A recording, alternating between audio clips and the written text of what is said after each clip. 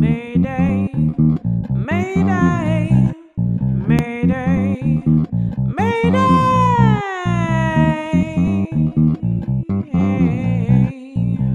Hey family, my name is Aisha May and this is Mayday. On this segment of the channel, I bring you along on my musical journey, as well as my journey traveling across the U.S. with my husband, son, and dog. Today, we're going to have a little bit of story time. Or I don't even know if I would call it story time. I'm talking today more so about networking. So I went to my first networking event here in San Diego last week, and I was really, I don't know, if I had to say why I put myself out there to do it, is because I'm not used to promoting myself, to introducing myself as an artist and letting people know what I do. I can honestly say that my husband and son do that more than I do. If I meet you, I'm not bringing up music at all. I'm like, hey, how's your day? Oh, have you been here? What do you like to do? Oh, this is what's going on with me. And I will never bring up music because I just really have a tough time promoting myself. Not because I don't feel confident, but just because, I don't know, I just do. But yeah, so I went to this event. It was an event for women in media, and there were artists there and vendors, creatives that were selling things, and it was really nice. There was a panel that talked about, you know, getting into the business, whether it be in media or, you know, talking about publicists and things. I think I'm pretty far away from that point at this time.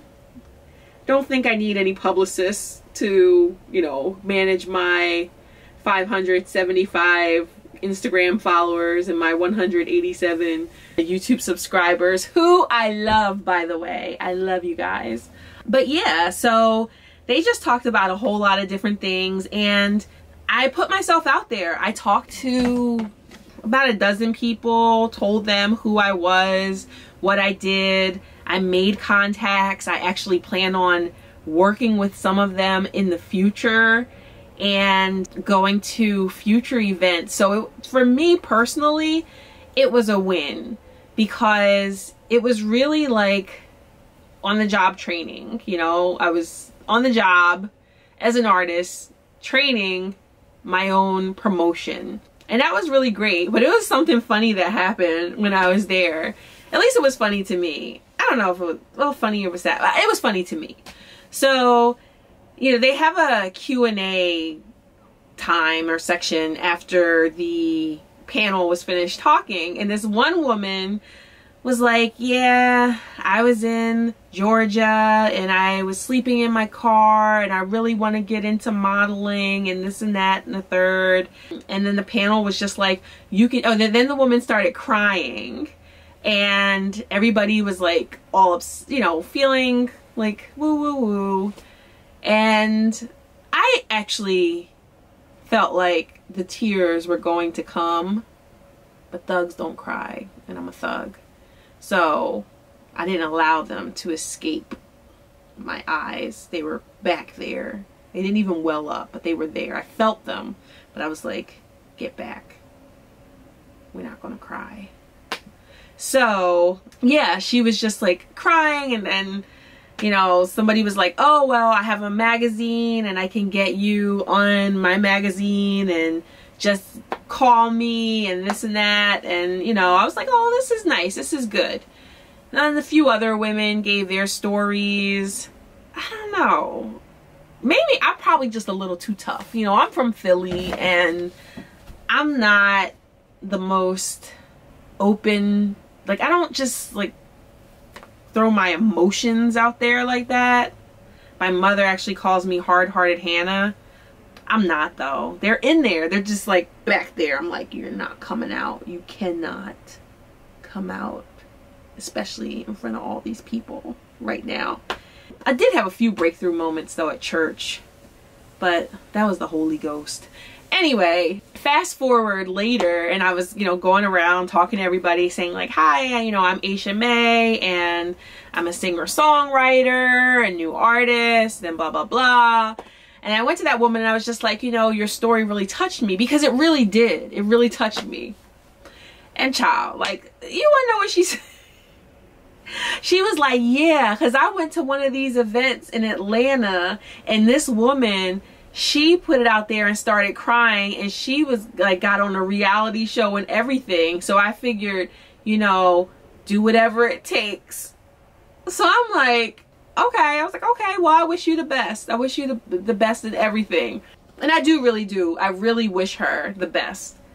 But in my mind, I'm like, you just made that, like, you really just did that so that you could get sympathy work, I guess. And I guess people do that all the time. Really, when you think about it, people do it all the time. They cry and, you know, to garner some type of sympathy and to really get what they want. But isn't that fake?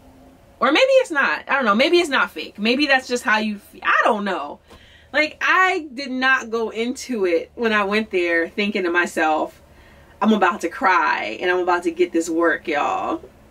Like, that did not enter my mind. Maybe I'm going about this thing the wrong way. Like, maybe I need to be crying or giving some story. I don't know. I'm thinking about it. Like, I'm doing this all wrong. I could probably get, I don't know. I could probably be doing a little bit better, but I can't do that. Like, I am not wired that way. I can't force myself to do that. I can't do it. I would like to, or something inside of me that just won't let me. I just can't. But I just thought that was so funny. And as there were, like I said, there were a few other women who seemed like they really did follow suit. I don't know, y'all. Like, I'm really thinking about it, and it's just, I don't know. Like, one woman, she started talking about how, you know, she was in foster care, and I do have some empathy for people in that situation, because I know that oftentimes is not an easy life. But she was just talking about how she wants to get into, you know, the business and doing what she wants, and then they were just like, okay, what is it that you want to do? And she couldn't say what she wanted to do, really. And it's like, why are you here? I don't understand. I don't know, people were just looking for something to do on a Thursday night. And that wasn't everybody. There were some people who were like really serious and like knew why they were there.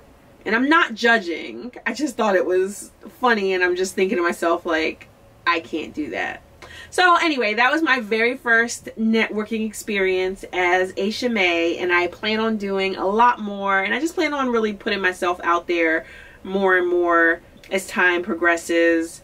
Hopefully I'll get better and better at it, and I can give my husband and son a break. So that's about it, family. Thank you so much for tuning in. If you feel led, hit the subscribe, like, bell notification, all that other good stuff. If not, I still want you to have a wonderful, blessed week. I want you to be happy. And I don't want to tell you to be your authentic self, because you decide who it is you want to be. You do you, and I'ma do me. Love you.